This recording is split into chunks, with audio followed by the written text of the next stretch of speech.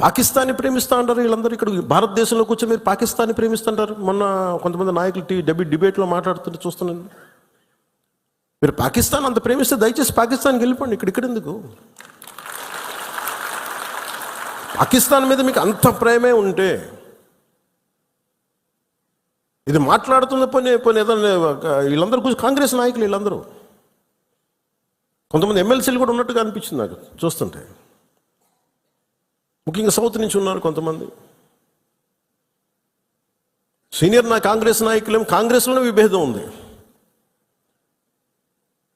మేము వెళ్ళిపోతే మీరు పాకిస్తాన్ని, మీరు భారతదేశంలో దాడి జరిగినప్పుడు భారతదేశానికి నిలబడాలి తప్ప పాకిస్తాన్కి నిలబడతాం మీరు సెక్యులరిజం అంటే అది ససేమిరా ఎవరు ఒప్పుకోరు. ఇక్కడ పాకిస్తాన్ని ప్రేమిస్తూ ఉంటారు వీళ్ళందరూ. ఇక్కడ భారతదేశంలో కూర్చొని మీరు పాకిస్తాన్ని ప్రేమిస్తుంటారు. మొన్న కొంతమంది నాయకులు డిబేట్లో మాట్లాడుతుంటే చూస్తున్నాను.